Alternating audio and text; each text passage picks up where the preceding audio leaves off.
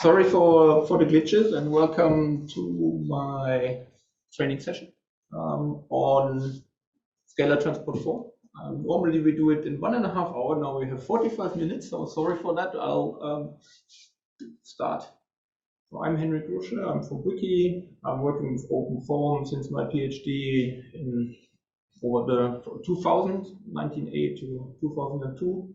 Some of you may have seen my thesis on multi-phase flow. And today I will do something really simple, programming-wise. So thank you for joining. And the plan is that we'll take the simplest solver, or almost the simplest solver that there is, the scalarTransportFoam, and we will add a transport equation to it. Okay. So first of all, we need to know where scalarTransportFoam is and what it does, and I also will show you the tutorial that comes with you, just as a gentle introduction to what scalarTransportFoam is actually doing. So as you may know, if you have an installation and you installed it, it comes with a couple of shortcuts. So if you type SOL, it will take you to a directory which is application solver. So this is the root of your installation of your foam. I'm using foam extend, but you can use any other branch of OpenFOAM. It really doesn't matter. I use it because it's clean of some of the more newer features of OpenFOAM, like FE options. Yeah? So it's more a raw, let's say, traditional OpenFOAM scalarTransportFoam. That's why I like to use it. But anyway, if you rip out the FE options, it will be just as good. So FE options is something that helps you to make sources, but I want to make sources from scratch, yeah, because I want to teach you programming. So that's why. Anyway, so the root is foam extend application solvers, and in here you find some we call it physics segments, yeah. And the one that we are looking at is multi-phase flow and solid mechanics and incompressible flow, but we are really basic. So it's in the physics segment basic, and then there is a directory scalarTransportFoam here. What you will see is the executable of scalarTransportFoam and header file, create field, and some information on how to compile scalarTransportFoam, which is needed for the WMake to build your executable. So this is basically how all the solvers will look like. So if you, I don't know, you will have different experiences with Open. Some of you will have looked at the source code, some of you won't.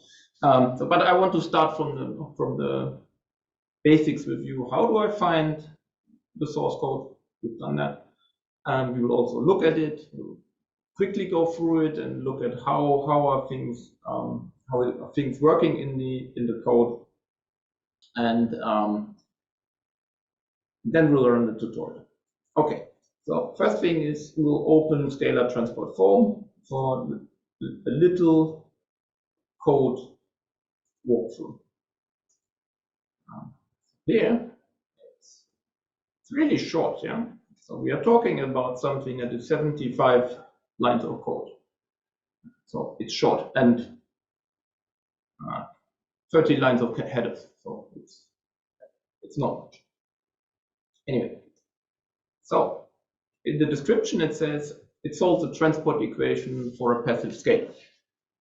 And what it really means is it is really passive scalar, and it only solves the transport equation for this passive scalar, which means that because passive scalar, if you talk about fluent, it will be something that is attached to the flow field.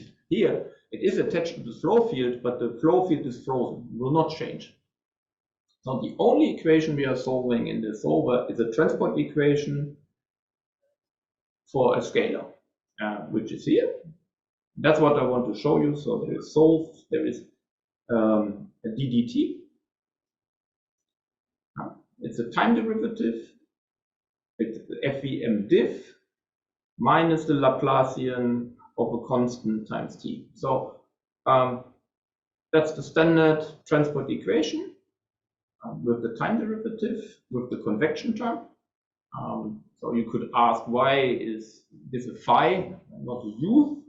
That would be a very good question, because phi represents the fluxes, and the fluxes are on the faces of the cell, and they will be conservative. They will always add up to 0 per cell. The velocities, you don't get that feature because they are cell-centered, and if you take the divergence, they will never be 0. But if you want to convect something in finite volumes, the fluxes are really good. So I call it sort of, it's a duality, yeah. In the way that OpenFOAM with the collocated grid arrangement, it's we have both fluxes and velocities, and they are essentially the same. They carry the same information, but they are on different positions. But if you want to convect something, always use the fluxes. Everything else will give you trouble. And we subtract this Laplacian. And this is sort of like, this is the key of why of OpenFOAM, and the ability to express partial differential equations in code. And some people think that OpenFOAM is a CFD code. I would strongly object. Yeah, it's a library to solve partial differential equations, and it happens to use to have a lot of examples in the domain of fluid dynamics because it's finite volume, but also because it is written at Imperial College, right? So it's a lot of history. But in principle, it can be used to solve any partial differential equation. So if you would say it is MATLAB for partial differential equations, I think that would be a better description of the foam framework. And it's, after all, foam stands for field operation and manipulation. Okay, so now we know what we are solving. We are solving this transport equation, which is basically the transient transport of this variable t by convection and diffusion. And I will stop here with the code through. We'll go back and also talk about what is t, what is phi, what is dt in terms of data structure, and where is it, does it get instantiated? But we'll do that later, because I want to show you the tutorial so that you have an idea of what does it mean to solve a transport equation. Okay, so if I look for tutorials, the way you do that is you go tut, that alias will take you into the home directory of your installation tutorials, and then it's easy to find the tutorials. It's the same directory structure as your code. And if you remember, scalarTransportFoam was in basic scalarTransportFoam. So if I go basic, there is scalarTransportFoam just right under the same name. And here I have two test cases. One is the swirl test, and one is the Pitts daily. And we will go for the Pitts daily. And I will do the mesh with block mesh, and then I run scalarTransportFoam.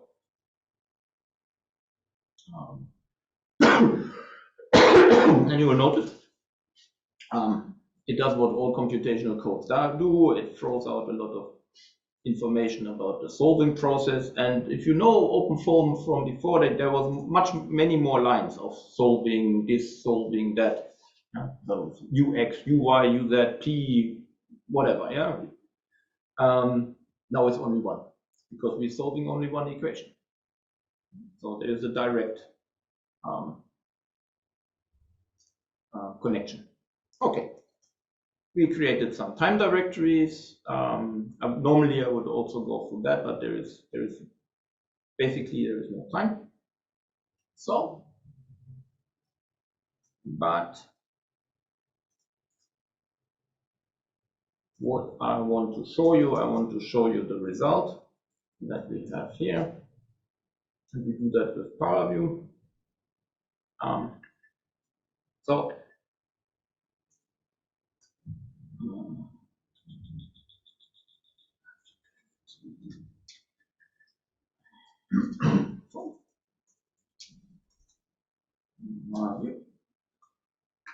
So I open ParaView like you do it in the tutorials. I load case, go to the last time steps. I need to probably read no. Here we go. So I can also run a movie. This is the first time step. I can also include 0. No, I wouldn't give it to me. So the initial conditions. I thought I hit it. No, I didn't. Okay. So initial conditions is 0. This T field is 0 in the beginning, and if I run my movie, it comes in and it fills the domain, but not quite as much here in my recirculation zone. I can rescale. And so this is what's happening. And why is it flowing at all? It's because the flow field has been calculated before and has been copied into the 0 folder, if you think of it. So there is no interaction. Nothing happens between T and the flow field is ready. Okay, so this is just for what is happening, and obviously it's trivial. Okay, so let's close this guy, and let's go back to the code. And so I usually do this backwards. So I go right from the middle, explaining the code, and this is the working bit. You've seen that solving. That comes right out of the solve statement. This printing of solving, it comes right from here. And it prints it multiple times for each time step. And this is governed by this loop out here, the while simple loop. And this takes information from system control dict. And you might know start time, end time, time step. It's all in system control dict, and it's in this object simple. And it governs how the simulation is run, stopped.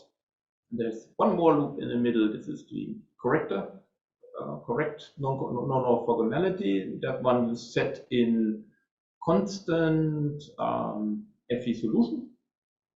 And you will need it if you have a nasty grid with faces that are non-orthogonal to the distance vector. Okay. Our grid is perfect. Block mesh, we don't need that. That's why we only see the solving only once per time step. Okay. And then there is runtime write. You typically find that statement at the end of our time loop. And that one makes sure that the fields are written when system control dict says that they should be written. Okay. Very easy. But if it's so small, you can really relate to what is happening. You can play with it, yeah. You can take it out and it doesn't write anymore. That's how you can learn about the code if you don't want to deep dive in the into the source code. Okay, so that's pretty clear. And what is left is there is a bunch of variables. There is this t and this phi and this dt, and those I would like to explain where they come from. And this is done, if you look a little bit further, all of this is C++, by the way, yeah? So this is the main function where the program starts. All of this is C++, and it needs to go through the compiler. And if it spits at you, then you've typed something wrong and you're not obeying the C++ language. But you could also say that we are creating a domain-specific language. If you are an IT expert, then maybe this is another nice explanation for you for what is FOAM. I said MATLAB for partial differential equation is one way. I would also think that it's abusing C++ to express partial differential equations, a domain-specific language in a sense. For some people this is helpful, for some it's not, but it's a way of thinking what kind of CFD code OpenFOAM actually is. So there is a bunch of things that are done here, and we are creating time and mesh, which is the objects that are mesh and runtime. We don't have time for this now today, but I will still go into create fields, because that's where some of the nicer objects are created. And objects, if you're not so familiar with C++ and you are more, I don't know, Fortran guy, they die out. They were more prominent and existing when FOAM was developed. But what an object in C++ is a variable in most of the other languages. And this statement here goes from 3 to 40. Yeah, this is where the semicolon is. So this is one statement, and it builds an object or a variable. And I usually compare this. This is a constructor, yeah. So in C++, this is where an object T is constructed. And a constructor is, if you're looking for some more simple language, it's like int I equals 0. So what it means is there is a variable I of type int, and we assign the value 0 to it. Okay, obviously this needs more information and it's more complicated, and the type is not int. Yeah, but it's the same kind of statement. It's just that the Fortran guys or the C guys wouldn't call it a constructor. So what do we construct here? So we are constructing a variable t. And if you remember here, that's this guy, t. It pops up 3 times here. Yeah. So it comes in every little term of our equation, which makes sense. And the type is vol scalar field. We take this bit by bit. It means it's a volumetric field of scalars. And volumetric means that the variable arrangement is in the center of the volume. Yeah. Classical finite volume arrangement. We have alternatives. We have surface fields, and those will be the fluxes. We have also point fields. So we can also store data on the vertices of our control volumes. So surface fields, they store on the face centers, point fields on the points, volumetric in the middle of the cell. And for most beginners, that's the thing you want. Yeah, if you want some new variable, you want to solve for it. Most of the time, you make a vol field, but don't underestimate the surface field. It's a good guy. Yeah. So if you want to do some advanced numerics and have problems with stabilization, where people would say, yeah, well, use staggered grids and all the problems go away, surface fields are your friend. Anyway, we have all types of fields, and the way you make them is essentially the same. You say, I have a T, and it's made of 2 things, an IO object and a mesh. so this mesh object has been created before, the files that I didn't want to show you. Think of mesh as the object representation of what is in constant polymesh. If you look into your case, constant polymesh, there is a bunch of files, boundaries, not cells, faces, neighbors, owners, points. Okay, that's the mesh. So you can ask the mesh for what are the volumes, what are the faces, stuff like that. So it's geometry. An IO object, I say that's a file handle. It points to a location on the disk. It does a little bit more. It also takes care of our object T being registered in the object registry.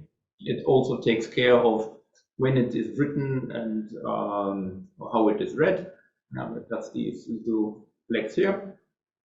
But for the moment, just say it's a file handle. So it points to the file T. Which one? The one in runtime time name. And that will make sure that when you do a restart, you get, instead of 0T, you get 1T or 5T or something like that. So all of this takes care of restarting, for example. So that's why runtime looks up here. And again, runtime is one of the things that I didn't show you. It's created in one of the headers before.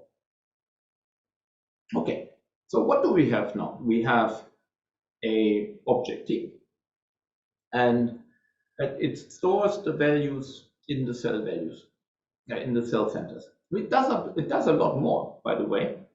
It also takes care of boundary conditions. So you can say fixed value, zero gradient. So whatever you change in 0T, it will be reflected. It will be read in here. Okay, wonderful. We have another guy. That's our field U, and it is volume vector field. So it's again something that is stored in the cell centers, but instead of being a scalar, it's a vector. So 3 components, and we have also more. We have tensors, we have symmetric tensors. I think there is third rank tensors. There's a lot of different stuff. Yeah. Good. The constructor looks the same. It's just that there isn't T, it's U. It's fine. So what we have now is we have runtime, we have mesh, we have T, we have U, and everything in, I don't know, 20 lines. It's pretty good. The other type, or the other basic ingredient that you need is something that is constants. Yeah? So you have a bunch of constants in your physical problems. And constants are basically values. But because we do dimension checking, they also need to have the SI units, dimensions. And that's why they are read a little bit more complicated.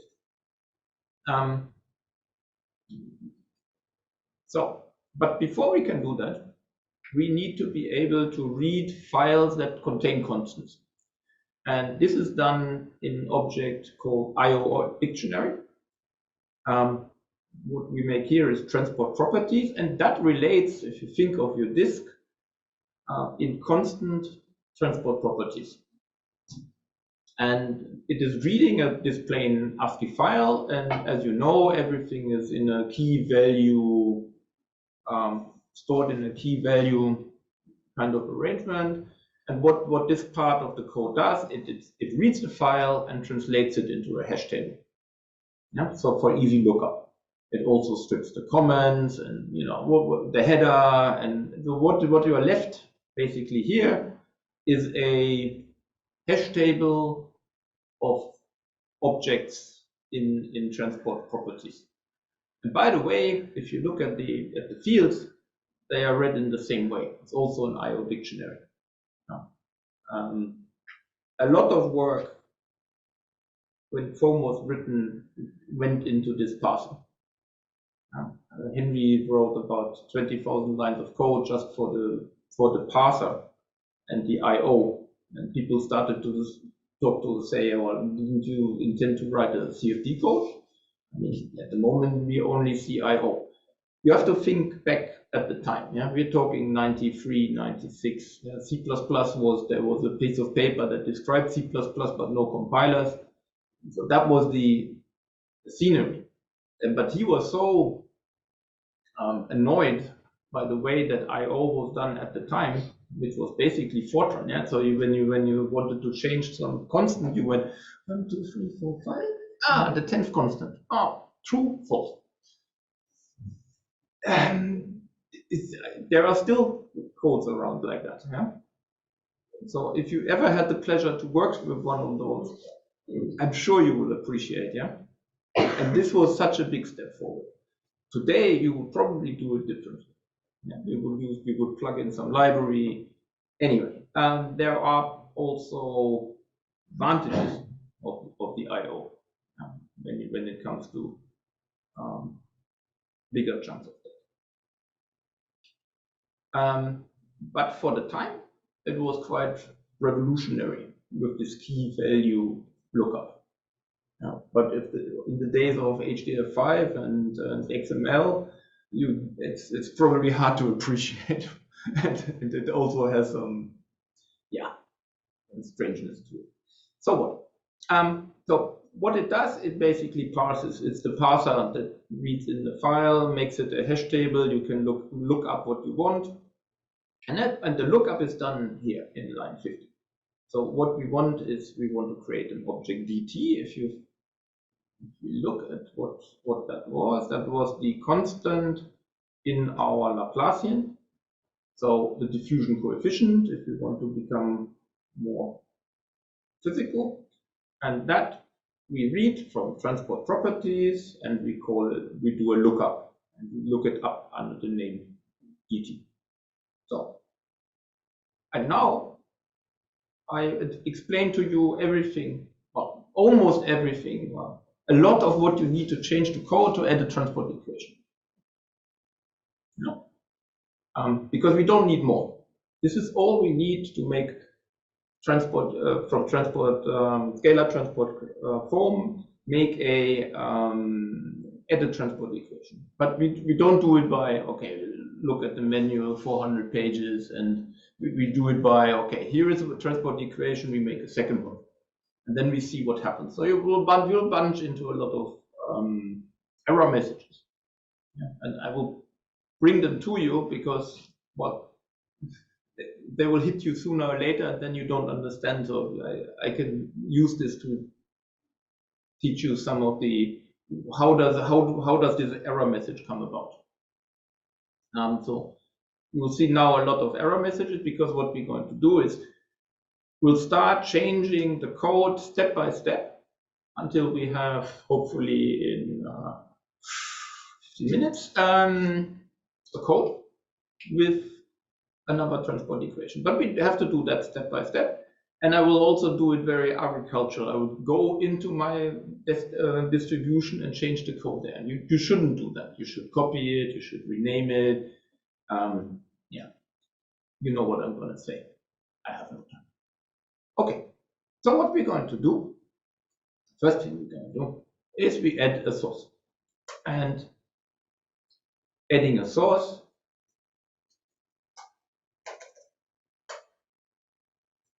is like this. So what you say here is my equation is equal to something like a source.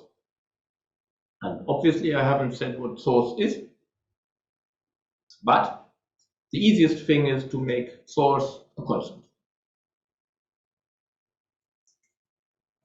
So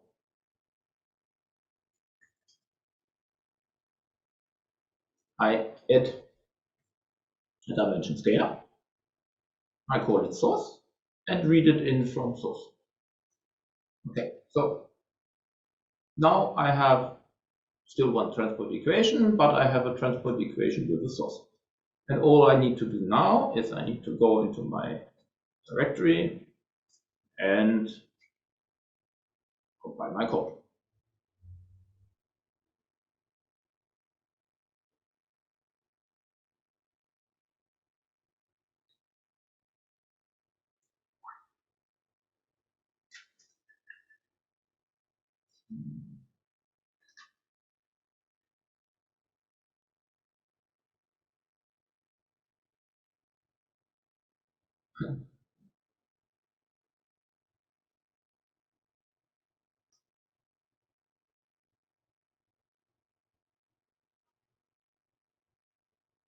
Okay, I'm just checking the chat, but I don't see any questions, and there is no organizer here, so I'm a bit over.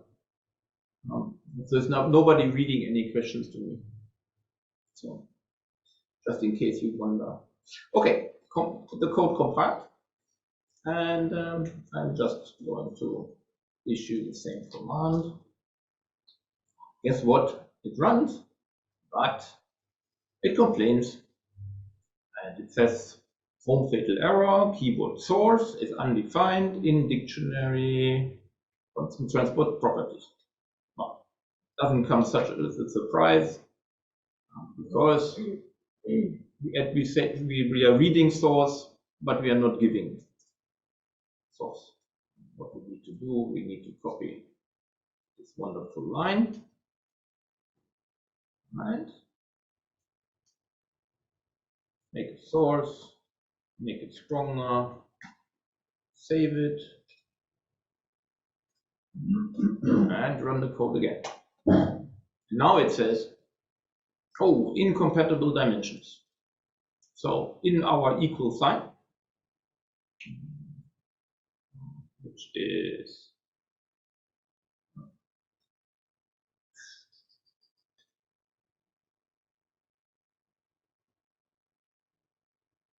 this one here, yeah, it says that the dimensions of the right-hand side and the left-hand side, they don't match.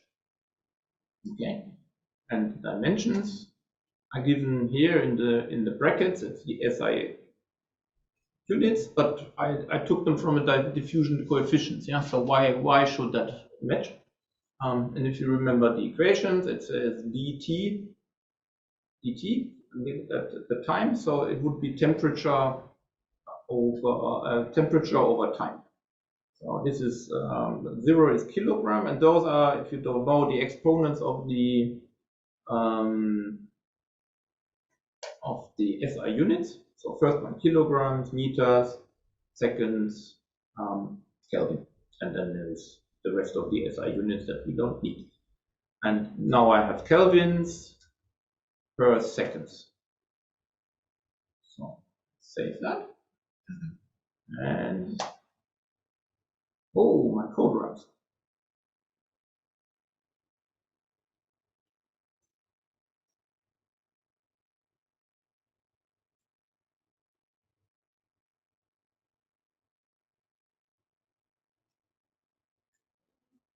And if I load my field, oh, you can see a difference. And it used to be red here, and then go around, and now it's red here. And if you look at the scaling,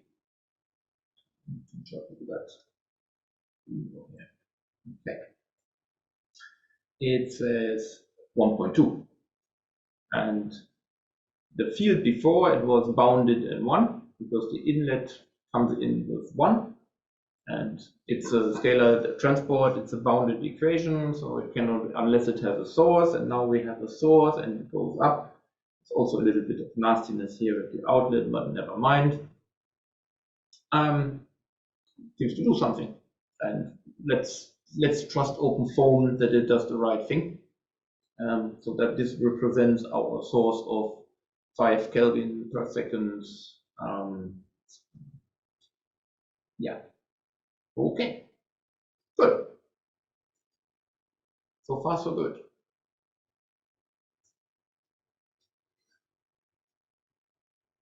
Let's go further. let's add a little bit more. How about we add another transport equation? Okay, for that, first thing you do is obviously you copy. Yeah? If you can have one, you can have two. It's probably a good idea because the way it is now, I'm also doing something interesting, yeah, because I'm solving this equation twice. It's sort of the written out realization of this loop, if you want. So if you are experimenting with algorithms, you say, okay, why don't I solve this twice? Maybe it converges better, yeah? You can just simply copy the equation, for example, yeah? Then you solve it twice. I mean, you can also put a loop, or you can also make the loop depending on the outcome and the residual and so on and so on. But you know, if you just want to see it, whether it works better when you solve it twice, or you can just, or in a different order, you can play around with that. And that's what, you know, really what OpenFOAM about. You just juggle the equations to play with your numerical algorithm until it flies. But here we want to have another transport equation, and I'll call it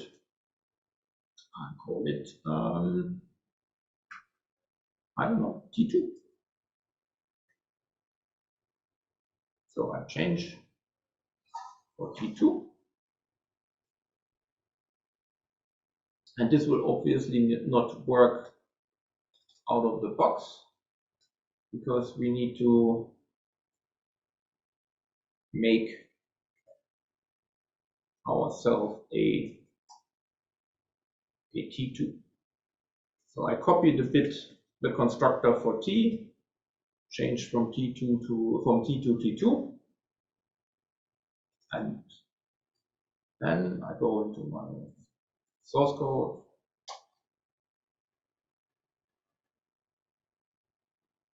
Hide it.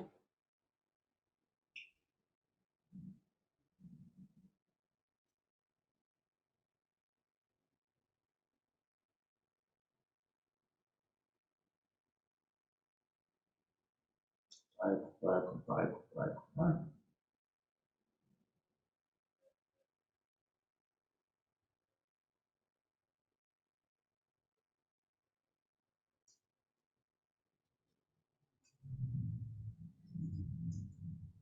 So now we'll try to run it.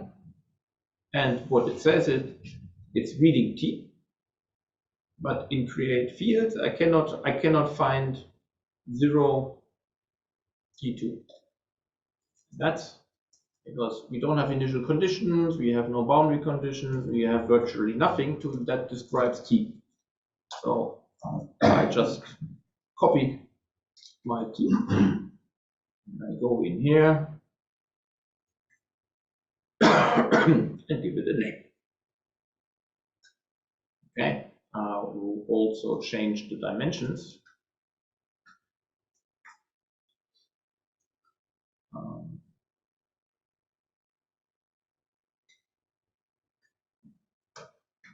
Change the value so we can distinguish them.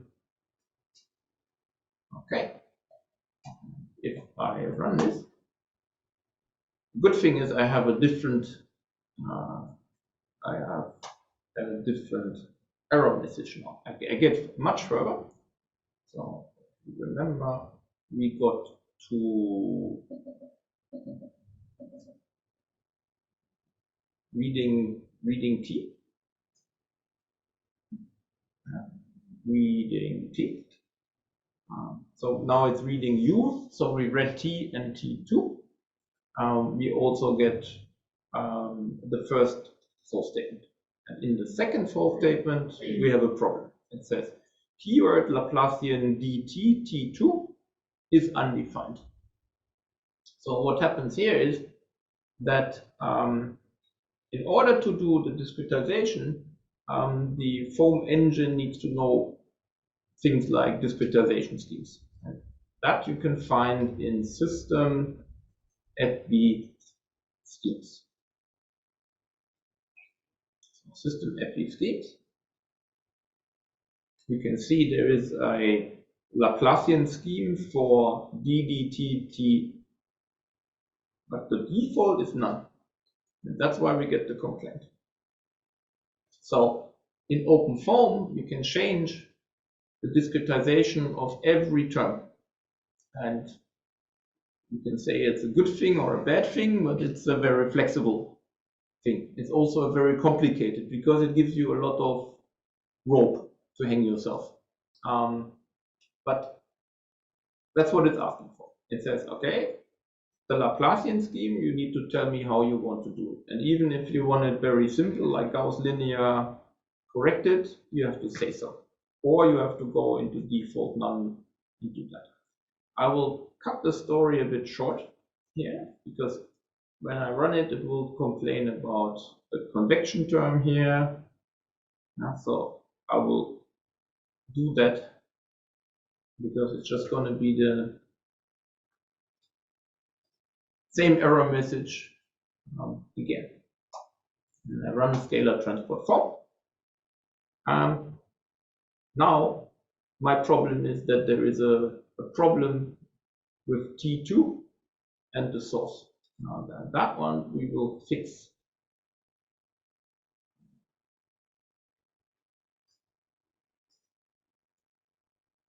I mean, I can't have the same source, and that will not be dimensionally correct. I will fix that by just taking that source out here.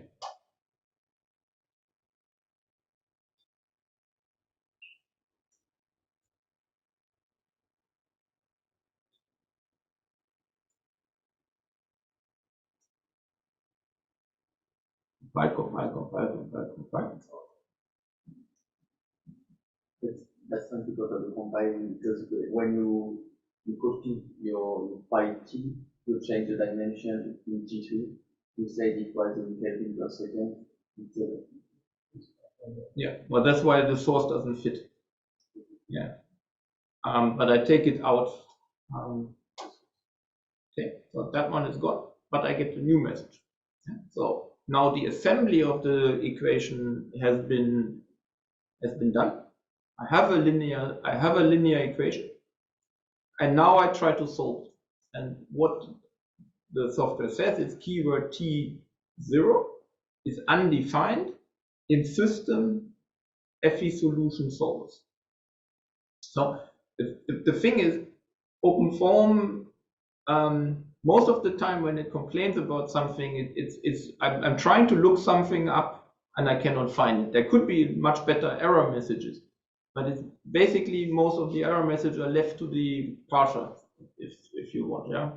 So that's why, yeah, the error messages are what they are. Yeah, so the lookup fails, but nobody bothers to pick up the error message and say, okay, it's not there, because it could say the linear solver for the field T2 is not specified, because that's really what's happening. It says I cannot find a keyword T2 in the solvers that tell me how to solve that equation system.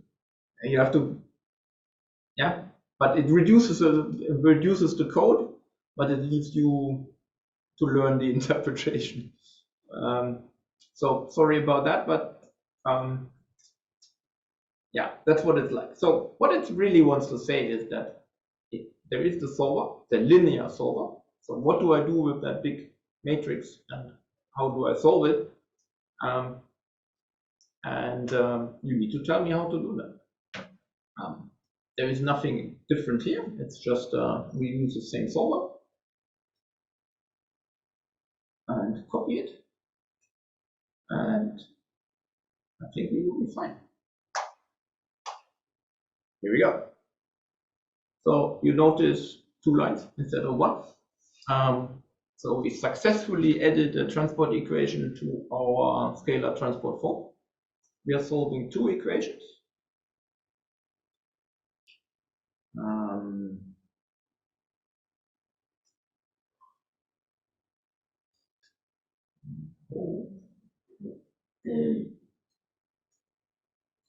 And pops up here.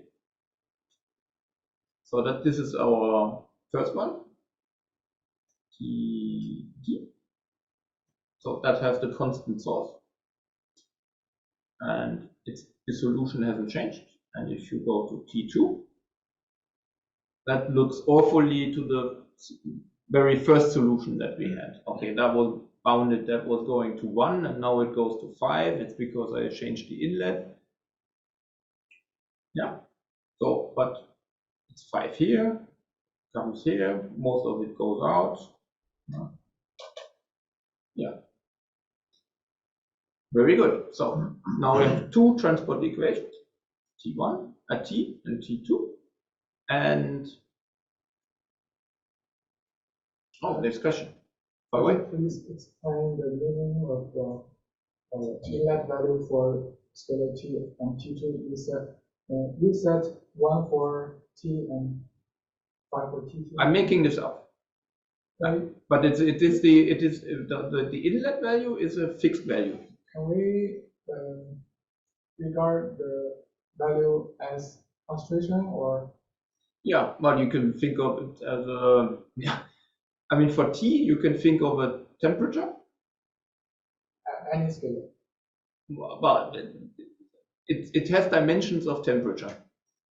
Yeah. So, or you can also think of it as a concentration. For the first case, you said when you add a source,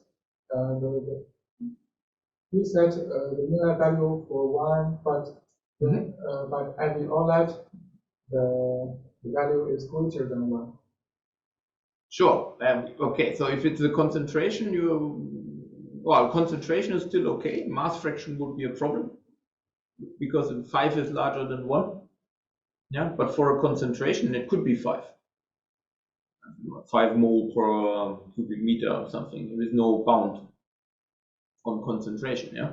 So it's on the dimension. But don't think too physical here. Yeah, because I'm just making something up. Yeah.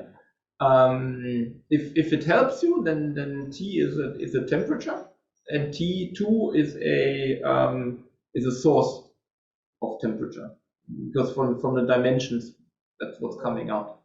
Yeah. But the equations are equally valid for concentrations at this point.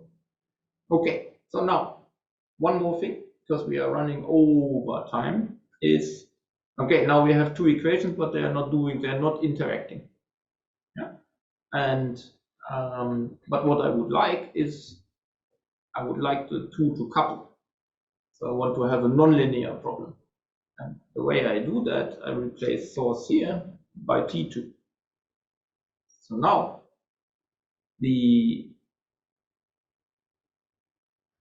what I calculate in T2 is fed back into the variable T. So the two equations are starting to couple through this source term. So I save.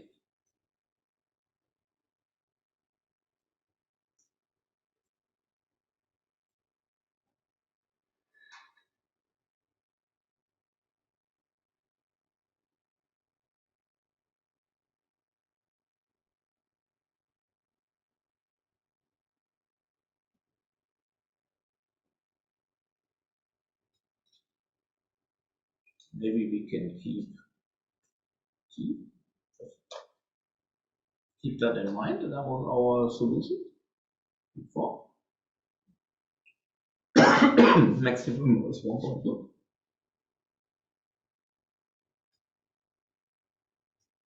If we run that,